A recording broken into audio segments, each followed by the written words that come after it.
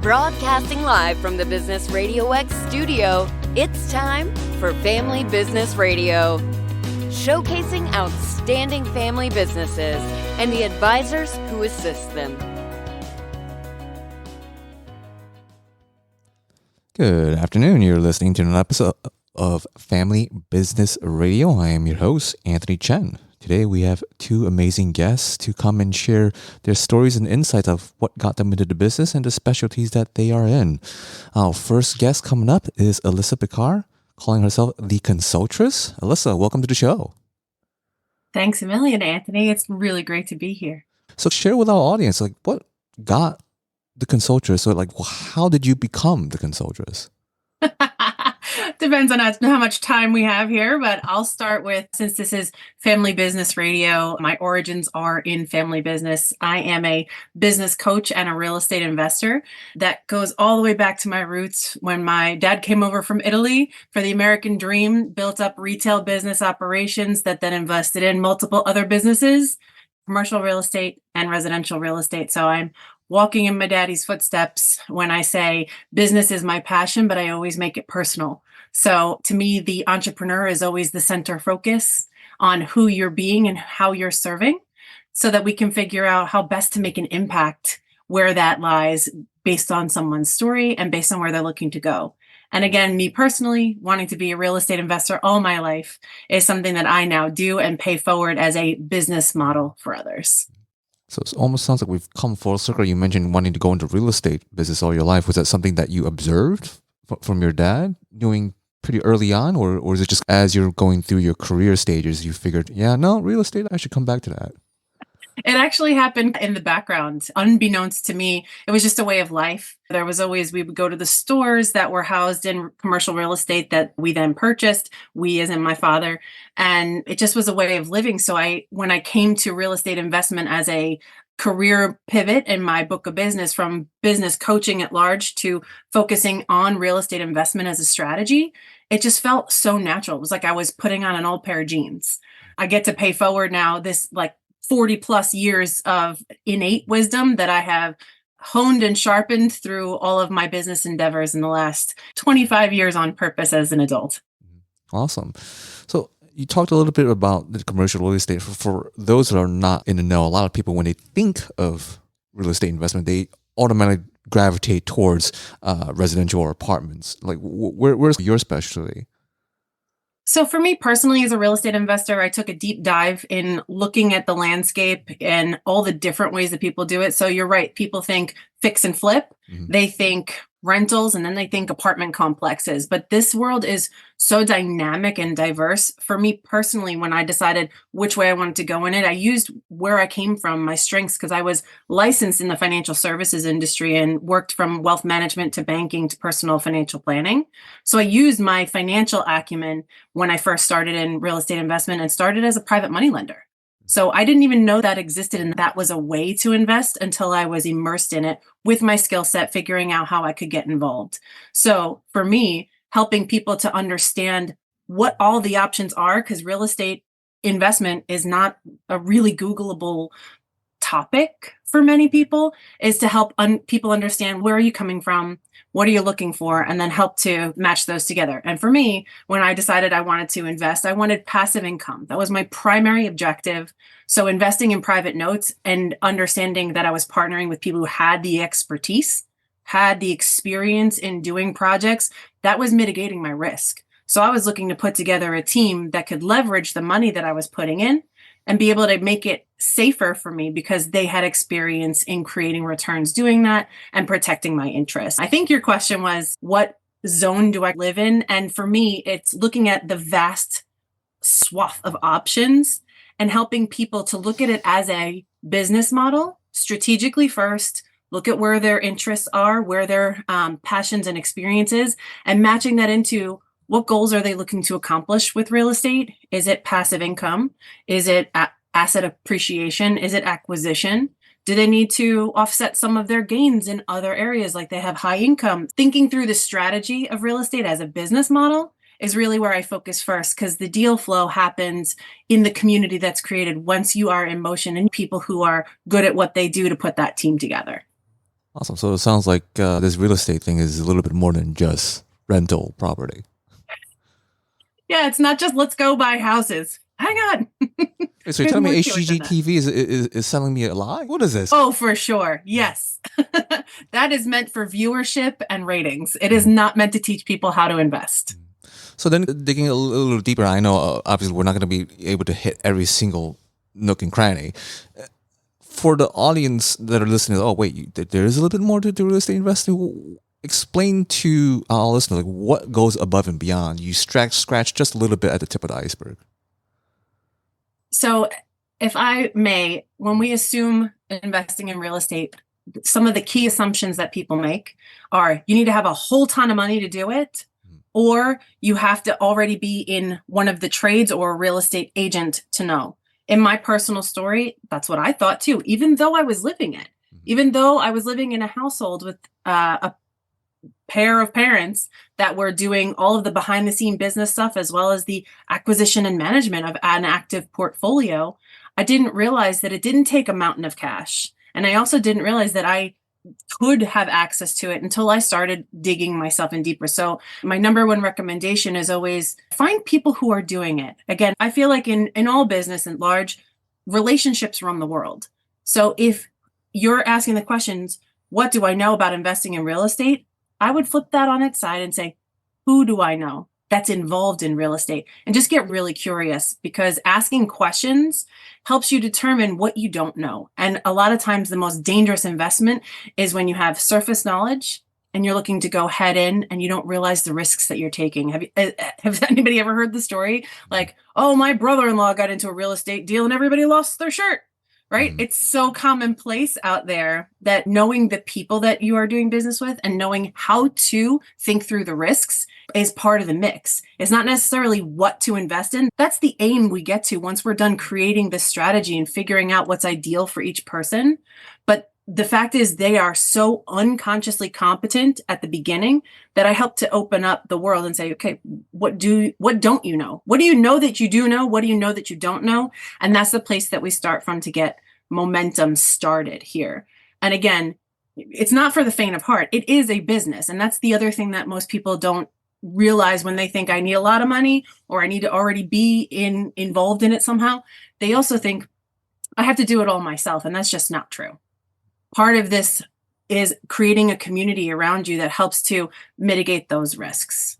So did I hop down my own rabbit hole here, or did I address the question that you asked me? Just a little bit. We're looking at this through a 10,000 feet view and not to go too far into the rabbit hole. So then you addressed a little bit in terms of finding the right people, finding the right teams, and having those people be able to spot one's blind spot, for lack of a better word. Kind of share with our audience that who are the right people that we should be looking out for to be on our team? You always want to see someone who's gone first. So again, if you're looking to do a short-term rental, if that's the thing that grabs your curiosity first, see who you know. Again, ask that question, not what do I know, but who do I know? Who is doing that strategy or who has access to people who are doing that strategy, and take it as an inquiry rather so than looking for answers to make a decision. Look at it as an exploration so that when you see, okay, short-term rentals, I like to vacation in Puerto Rico. Who do I know who also vacations in Puerto Rico that maybe has been to a short-term rental? Or who do I know that has a short-term rental in Puerto Rico? Or someone who has, if you're a US citizen, maybe talking to people who have short-term rentals outside the US. So if you can hear my method of questions, it's more who do I know that's done this or is doing this? And let me get curious. Because when we go thinking, I'm going to talk to them and get answers, that is the first initiative that usually leads people astray. Let me know who they are and let me ask them questions. What is it that they're up to so that I can inform my perspective? That's how we get a bigger baseline to be able to understand what we don't know. So we go from unconsciously incompetent to consciously incompetent, and we can start to build the layers in. So who can inform my decision so that I can become consciously competent? And then eventually finding a mentor in this space, once you know what your strategy is, or at least where you're starting, finding someone who has mastery, so much so that when you speak to them, their mastery just flows out of their mouth because they live in it. Oh, that's a lot of gems wrapped up in that, 2 minutes? I think we can just almost end it right here. So for those who are listening, okay, wow, it's almost like drinking out of a fire hydrant. So what so far is I need to find out who I should know. And once I get that, and you dressed a little bit above asking them the right questions. So I guess then the follow-up, speaking on behalf of the listeners, maybe a little bit of myself, is what are the top 3 questions you would recommend our listeners to ask whomever that they're reaching out to? So you want to know what they've done, you want to know who they've worked with, and where they've invested. So who, where, and when. Who else have you done business with that you can introduce me to? You want to start to get a feel for their network and how their network perceives them. Where have you invested? What are the geographies and why do you like them? Asking open-ended questions here in this phase is your best friend, because if you go in saying, how much do I need to make a deal happen? That question is very particular. It's a closed-ended question. Those usually happen once your deal's already on the table. So think in the beginning about those open-ended questions. And how long have you been doing this? You want to get a feel for their depth of knowledge before you go any further. Because when you ask questions to people, you want to consider the source. You're not going to go to a surgeon and ask a question about gardening, right? So knowing who they are and what they've been about is really paramount. So asking those open-ended questions and figuring out their journey and just being curious, not asking pointed, how do I or how do I do this questions, but more share with me what's your experience. I think those would be the top 3 that enter my mind to start your inquiry. You're just like dropping diamonds here. So for a listener, okay, now they understand the who and rather the what, all kinds of questions and where. Follow up is, for you, the Consultress, where do you fit in, or how do you fit in our listeners' journey? In the world of entrepreneurship, we kind of embrace this, I don't know what I don't know. So this is the world that I like to address, because we all lean on experts because they are unconsciously competent, because they have that mastery and they can inform our decision making. So where I fit in for folks is when they're going from that professional expertise of in their business to building a new strategy, building a new business model, to leverage my procedure of thinking so that they can ask the right questions in the right order so that they don't make costly mistakes too soon. So where I feel like the best place that I could give value is to offer free consultations. Anybody thinking about developing their passive income business strategy when it comes to investing in alternative assets, Main Street stuff. This is the conversations that I love to give and have all day long, free of charge, just to help folks orient their thinking around what type of strategy is for me. And then once there is an option for them to go into that strategy, we start talking logistics, how to get this done. That's where we start to ask the how-to questions rather so than the inquiry type questions. So piggybacking off this term that you've been stating a couple of times now, is one is unconsciously incompetent, going into consciously incompetent, and to hopefully growing to become consciously competent.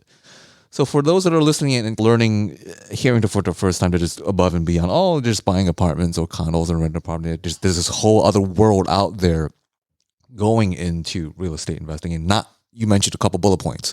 One is I don't have to have a whole war chest necessarily, or having to have some kind of trade skills right off the bat. For those that are kind of scratching their heads, like how did they get started? And you mentioned welcoming our audience, just reach out to you to have that conversation. What does it look like, painting a picture for our listeners, working with you and going through that journey? So first we start with the open end. Who are you? What are your goals? And what is it that you're looking to achieve? Because right now it's a hot topic. Everyone wants to be a real estate investor. So again, because there's a lot of energy and a lot of competition, there's a lot of costly mistakes made up front. So this right now, if you're thinking about investing in real estate, but you haven't yet, you are currently unconsciously incompetent. You may have some idea about what investing looks like from your aunt, uncle, cousin, realtor friends. And the invitation into step one is really understanding why you're interested in real estate investing. And for me, the things that come top of mind are people that want to have control in their active business later in life. They don't want to actually swing the hammers or do the computing. They want to be able to control the business that's bringing in the revenue, to be captains of their own destiny. And right off the bat, people who know that they don't know all that there is. So those are my favorite people to address, is knowing I'm not unconsciously incompetent. It's not like I think I know what I'm doing. I'm 14 years old. I know how to drive. Give me the keys, Dad. Yeah. What parent in their right mind is going to give over those keys? Mm-hmm. Nobody. So having the first conversation around, where do I start? What is it that you're up to? Figuring out the why behind it that can build the strategy going forward. And then informing. That's when you start to become consciously incompetent. When you start to know that there's a whole huge world, just like we've done in this little bit of time here in this conversation, there's an entire universe behind this very simple desire that I have. So what is it that I need to know, and who do I need to know in order to move forward confidently with taking action? Because a lot of people, they stay in that zone of acquiring information. Mm-hmm. And as entrepreneurs, we know that information without action is just a daydream. It's not actually a plan. So helping people to move through these stages until they are actually consciously competent, where they understand the strategies that are available, where their experience lies, so that they can move forward confidently, and then putting deals and stuff together. That's the icing on the cake. So then following up with that, you mentioned early on is someone does not need to have some kind of large war chest or the trades. And with this whole open world of real estate, it almost sounds like someone, if they're really that passionate about it, they can use their current knowledge base and somehow either, I'm trying to find the right word here, transcribe or translate some part of that skill is just shifting the industry. Is that a correct understanding?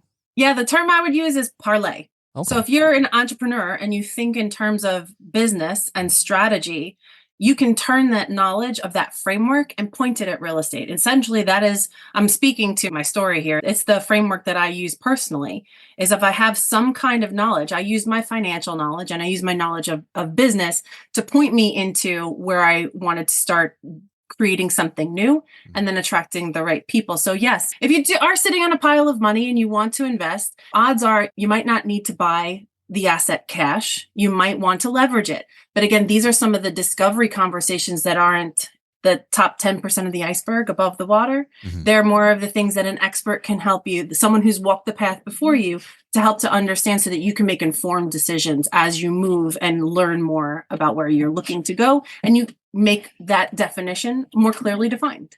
So you can parlay, again, I parlayed my business acumen and my financial knowledge, and I became a private money lender first because I understood the financial ins and outs and buttons and levers to be able to manipulate to make a good deal a deal for me.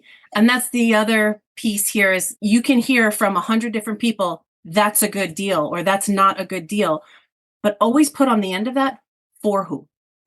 Mm-hmm. Because a deal to one person is not necessarily a good deal to someone else. And that's part of the journey that I take people through, is what is a good deal for you? How do you define it? It's just like the term success.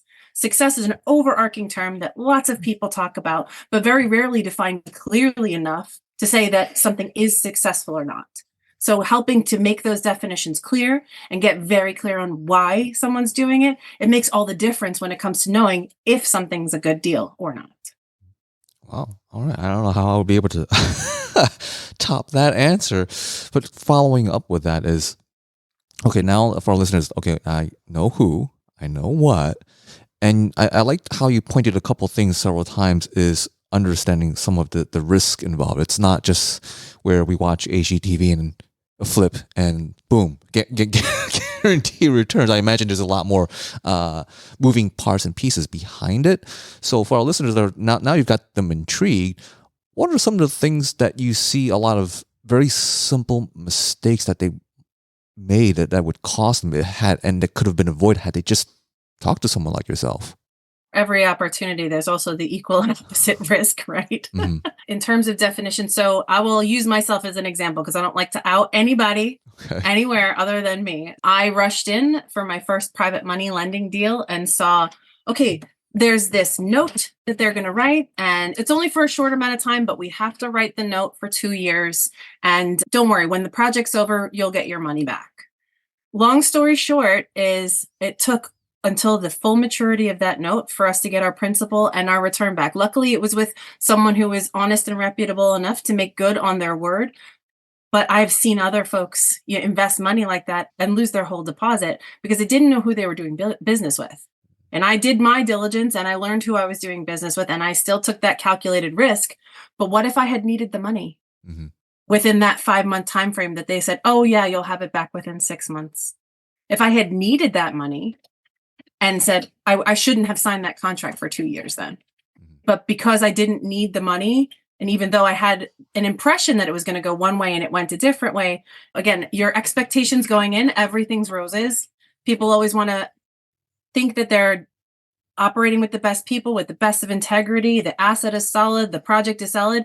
But these are all things, as someone coming into the industry, you have to take for granted or do your diligence to figure out if they're worth their salt. That's why knowing other people and getting like a second opinion is very important. Know who else has done business with these people. And this is one of those things where I learned from experience that a note is written in a certain way because it provides for the absolute. It provides for, hey, we're going to guarantee your principal, and we're going to write this personal guarantee that I, Alissa, am responsible for your principal, or you can sue me personally. So I was like, yes, got a personal guarantee. Nice. And you'll have it within 6 months. And I didn't. So because that wasn't on the page, I had to learn the hard way that what's written is the way that it happens, regardless of if your promises come true or not. So this getting into business with this head full of steam and this bunch of energy sometimes is misleading because we forget to ask the harder questions. This is why people are like, lawyers kill deals, but they also save lives because they think through the worst case scenarios with you and are like, hey, how well do you know this person? And if they're ironclad at the end of that interrogation, you're going to feel really great. But be willing to ask the hard questions because, again, you're going to have to sit with that choice that you made. If your principal is something that you're hoping to use very soon, you probably shouldn't be gambling it. Right? Even if it's a calculated risk, Anthony, nothing's a guarantee in financial markets, and hedging your bet or reducing your risk or finding out what even your risk tolerance is an important mix to figuring out what's the right deal. Again, learn from your mistakes, but also make sure that you're asking people what mistakes they've made, because if they say I've never made a mistake, that's also a red flag. So many gems you're dropping here. I don't know how to follow up and close out. So for those that are kind of at the edge of the seat, okay, wow, all right. So I know, or at least now, hopefully, I'm a little moving from unconsciously incompetent to now I'm somewhat consciously incompetent. How do we reach out and find you to become consciously competent? Right on. That is my goal in life, to make people conscious and competent. So look for Consultress everywhere on social, just spelled just like it sounds. And you can email me directly at Alissa, ALISSA, at theconsultress.com. My favorite place to hang out for professionals is on LinkedIn, and you can see me everywhere. I also hang out on Facebook and Instagram socially. Great. Thank you. Thanks so much. All right. So speaking of real estate, shifting in gears, we're going to go into the number crunching side of things. We have Karen Bershad with the Small Business Advisor. Welcome to the show, Karen. Thank you for having me. Great to be here today. Great. Thank you. So share with our audience, like, your origin story. What got you into bookkeeping? Most of my life, my adult life, I should say, I've been in business. I have also been with my late husband in businesses that we had. I was always the finance person in the business and managed to take my knowledge that I learned in school and apply it to our businesses and be able to make sure that all our financing and everything went properly. And so that everything had a smooth process in everything we were doing financially. When my husband passed away, I decided to start the Small Business Advisor. because I wanted to be able to help other entrepreneurs manage their finances properly and make sure that their end goals were met. And by doing that process, I took additional training for myself and ended up with a situation where I was able to provide, at the stage I'm at now, a unique advisory situation for a bookkeeping firm. And rather than presenting our particular process as we're a bookkeeping firm, I present it as an advisory service bookkeeping firm.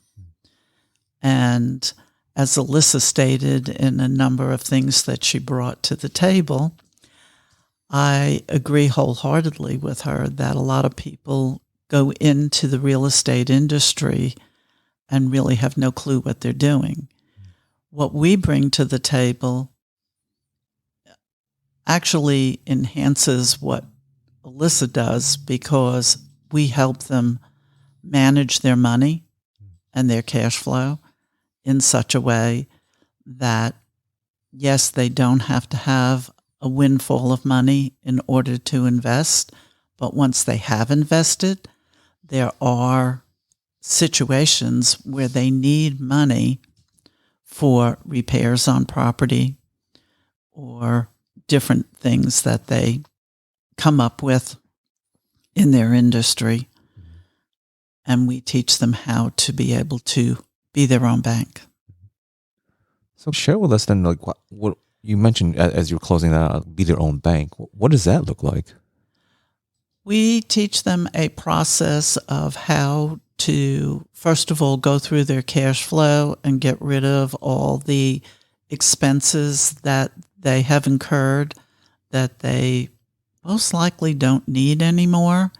I call it the shiny app syndrome, because they sign up for this and sign up for that's going to make their life easier or better. And then they find the next one that, oh yeah, it does this, does what I'm using over here, but it also does that. And they forget to close out the first app that they had. There are people that are, I myself are the next shiny book. You know, I'm always looking to get that next book that's going to help me help my clients. And I do have to be careful with that. But my clients usually are in the industry. They're either flipping properties or they are doing buy and hold and collecting rent money, but they don't know the little secret of how to incrementally take percentages of the income and set it aside to have specific purposes. Mm-hmm. So then segueing right into when you mentioned how your firm is not just a regular bookkeeping and you talk about advisory, explain to us, what does that look like for our audience? An example would be, I have one client that has put a substantial amount of money into a high yield savings account following our process. So we start out with a small percentage of the income and drip it into this account. And then over a period of 6 months, a year, 18 months, however we set the goal out to be, we increase those percentages of dripping into that account. At the end of last year, he had a substantial amount of money in that account, yielded over $2,000 of interest. Mm-hmm. So it earns money. So while the money's being put aside, it's not just sitting there dormant. It's earning money for them. Mm-hmm. And that's how we like to work with those kind of accounts. We have accounts that we also set up that in the initial interview with a client, we talk to them about what are their goals, what are their pain points, what would they like to increase, what would they like to decrease, and formula a way and strategic plan about how we can reach those things that they would like to have. If someone wants to have 10 new properties, how are we going to get there? How are we going to plan for those things? And doing some of the things like learning who are the best people out there to associate with and to learn from them and or have a partnership with them. Sometimes the individual that wants to get those houses, they want to be able to do it, but they need to associate with the money people, the people that can lend the money to do the deal and put together a strategic plan to be able to foster how that's going to work. Mm-hmm. And so we work with them to do that. I have a partner that does the big picture and knows whether or not the deal is a deal, and also can look at the big picture and be able to say, we can't get a good exit strategy out of this particular deal, and no one's going to win, so let's walk away. Or he can say, yes, if we do this instead of just buying the property, maybe if it's a really big property and it's got a lot of bedrooms and a lot of open space for entertaining and things like that, they could Airbnb the property for corporate things. They could Airbnb it for individual corporate level travel and things like that. Those are things that we help put together. But I work primarily on the financial side, helping people take care of their money, make sure that how their expenses actually work are true expenses that they need in their business, and also make sure that they are taking percentages of the income to acquire profit for themselves, to take percentages to put aside for taxes, whether it's corporate taxes, property taxes, or insurance, things like that for the individual properties. Make sure that different things that are necessary, have a fund for repairs as they come up on the horizon, because they may have rehabbed a property and got it in excellent condition, but down the road, something's going to go astray. And whether it's a roof leak, appliances going, a tenant moves out and has totally trashed the house, those things need to be repaired.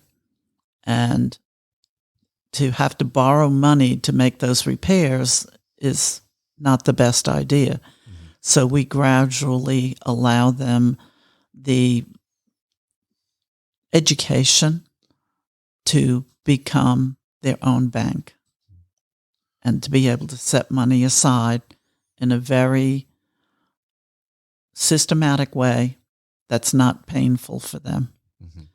And so we just keep working with them to reach their goals and get to those situations while we're still doing the general accounting practice, bookkeeping, but we're keeping an eye on what they're doing with their finances.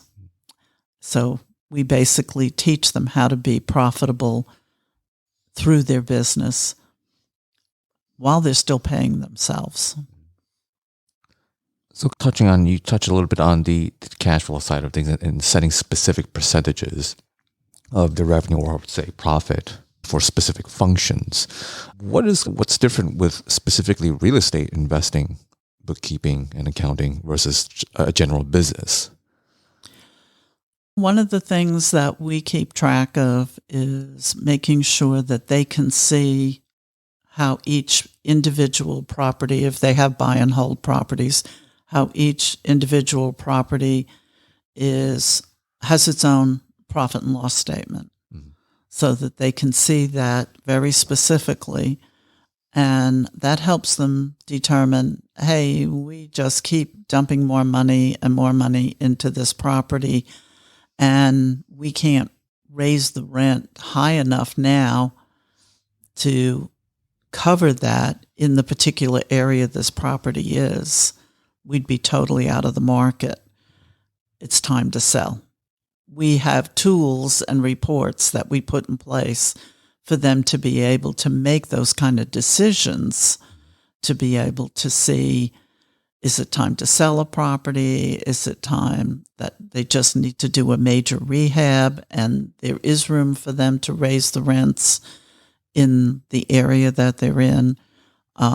They have to be able to do a comparative study of the area as to what's going on, where the rents are in the area. Basically doing, like when you go to buy a property, doing the comps, see what's available in the area and what they're going for at that rate, but based primarily on the rent, not the purchase price. Well, then, kind of piggybacking off of that, you touch a little bit on the subject of debt or becoming one's own bank, or even leveraging. Now, when most people think of going to real estate investing, we hit a little bit under the stereotype of, I need to have either loads of cash or have the skills to not need the loads of cash. And even for some people, they might have that negative emotional reaction towards, taking on more debt or using the word leveraging. Explain to all honest, like, what is actual good or bad debt? Is any debt good, or is all debt bad? No, good debt, in my point of view, is like the mortgages on the property, because there's collateral there to back up the property, and the property is saleable if they decide that they want to sell it. Bad debt is just incurring credit card debt and things like that, because that does not enhance your credit rating.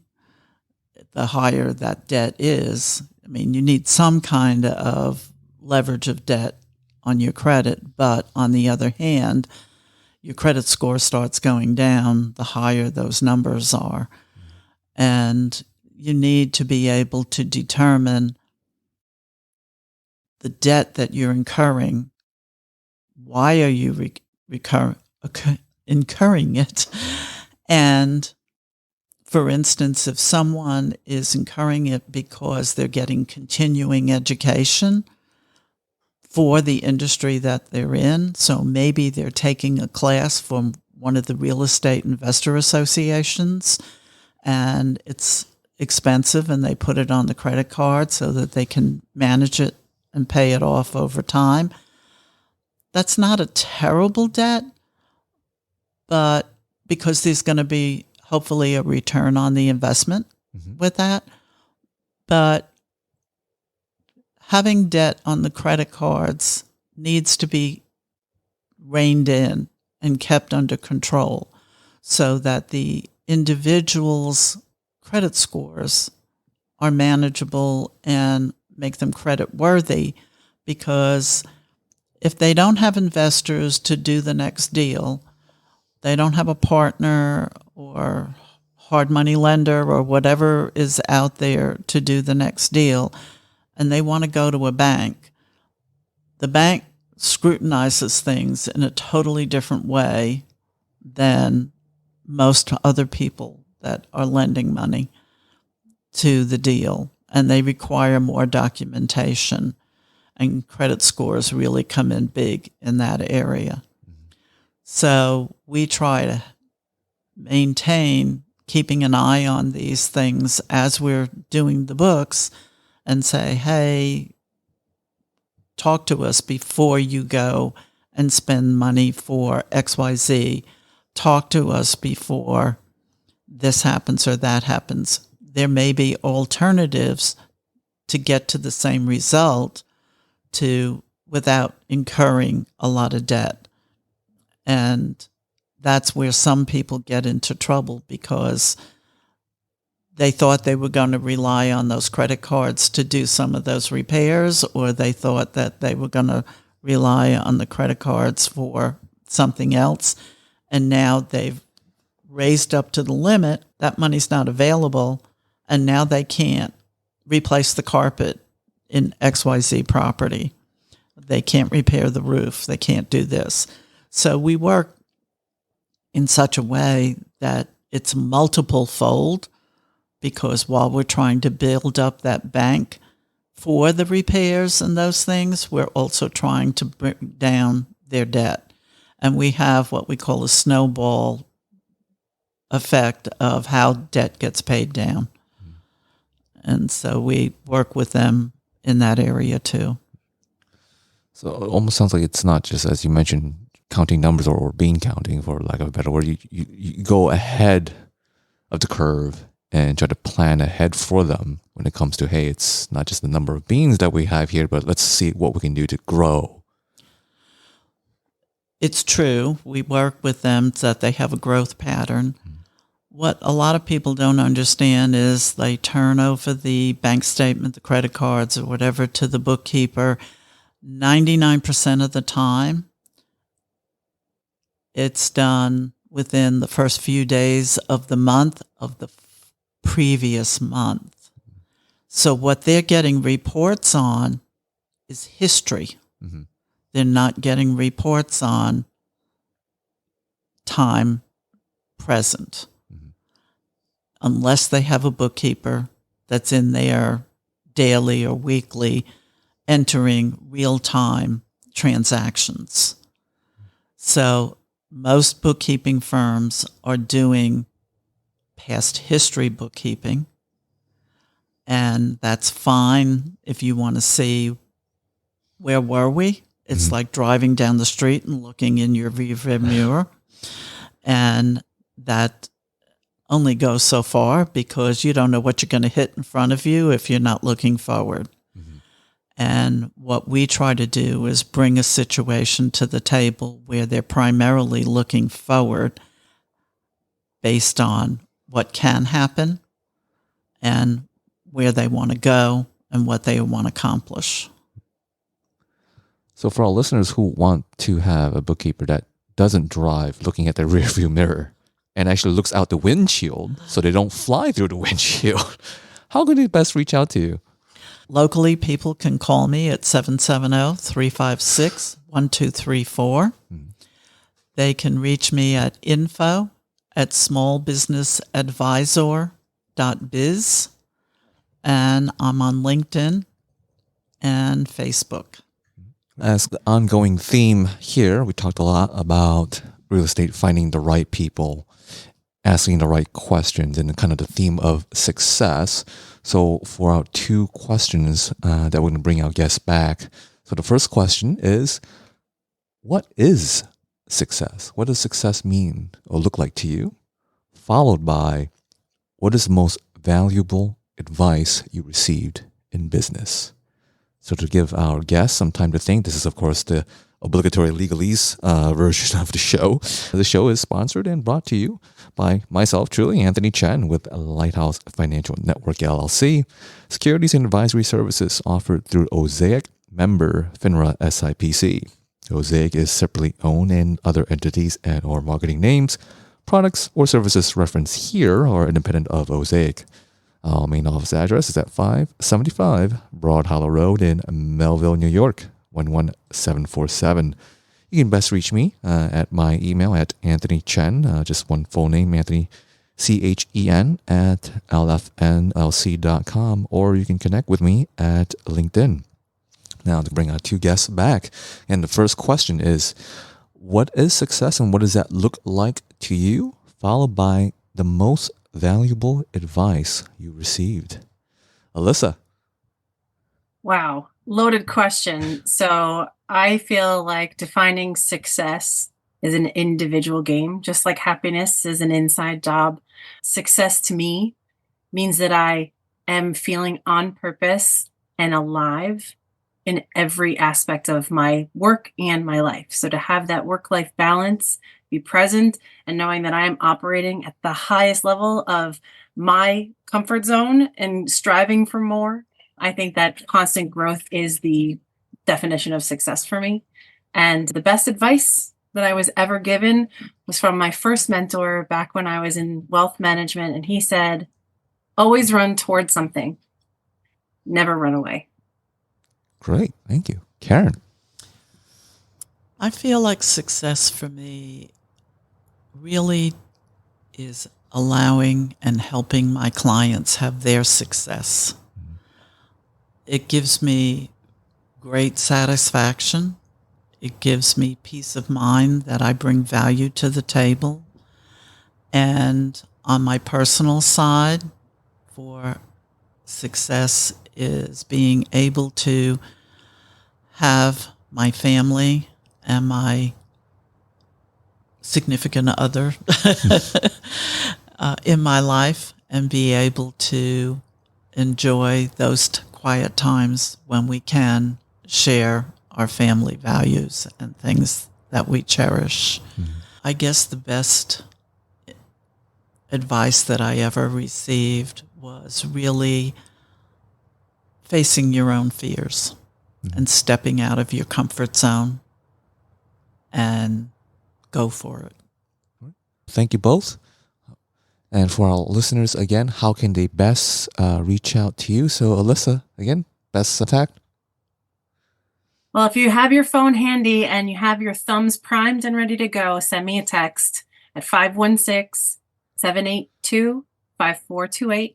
Anywhere on social at Consultress, or my website is the email. Sorry, I want you to email me, not the website, but you can get the website from there. Alissa, Alissa, at theconsultress.com. Great. And Karen?